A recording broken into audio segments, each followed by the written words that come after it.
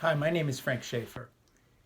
I was born in 1952 to a generation of people who knew many folks who had fought in World War II. And because we were living in Switzerland and my parents were running a mission, many of the people in my childhood who came to visit us had escaped from the Soviet Union or the satellite states like Hungary.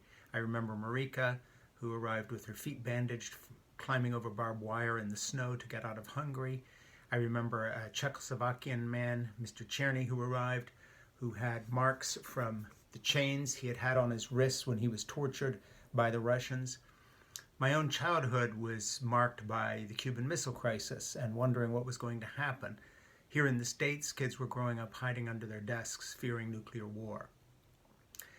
So what is happening in the Ukraine is not new in the sense that Russia has been the enemy of freedom, whether it's called the Soviet Union or Putin's Russia, for the better part of 100 years now.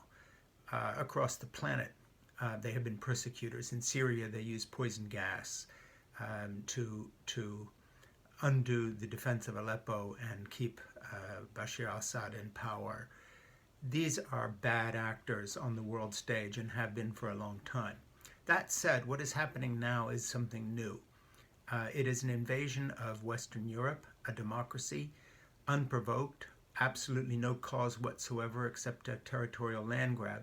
But now it's come to another stage, and that is that Russia is losing militarily. Their demoralized, badly trained, ill-equipped, lousy military, in fact, is no match for the dedicated defenders of their homeland in the Ukraine, who have less weapons, no air cover, and yet are pushing them back wherever it's a fair fight.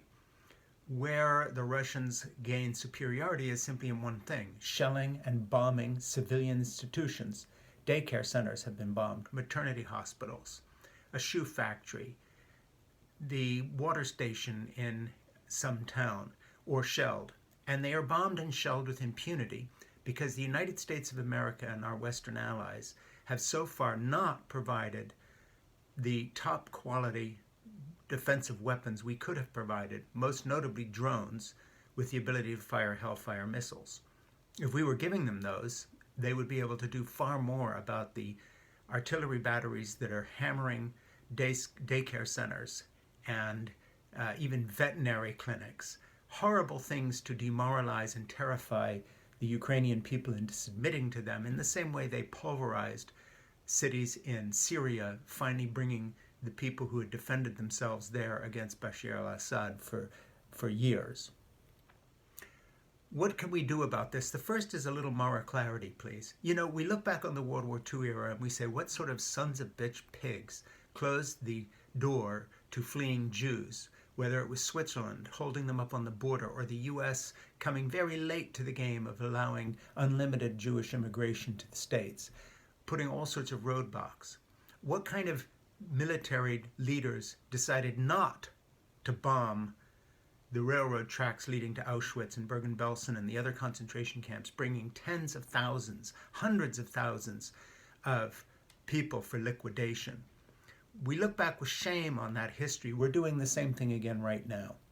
Every single drone that the United States has should be put at the disposal immediately, today, tonight, of the Ukrainians. Every single new radar system for tracking artillery batteries should be put at their disposal today. Maybe it's a correct political decision, maybe it's not, to withhold aircraft via Poland. But that's way above my pay grade, or most people who are listening to this video. But what's not above our pay grade is this.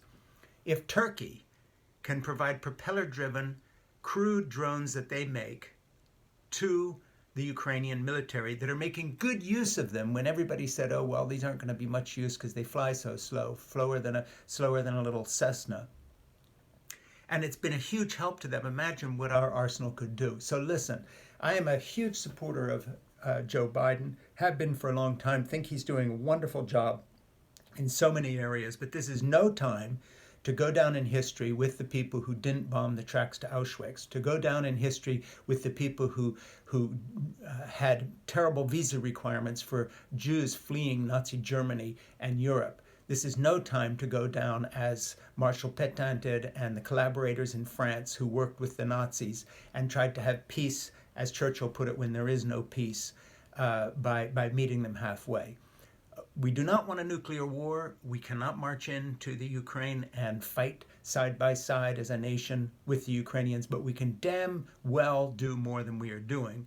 And sanctions are fine and everything else, but in the Ukrainians, we have people fighting for all of us. They are not fighting just for themselves.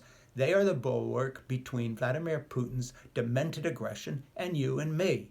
So let's get real, please, and put pressure on our elected officials, including on the White House. Please, everybody, bombard the White House with calls and letters and emails. You can just go online and email them and say, help them more, help them now, give them our best stuff, give it freely, give it today.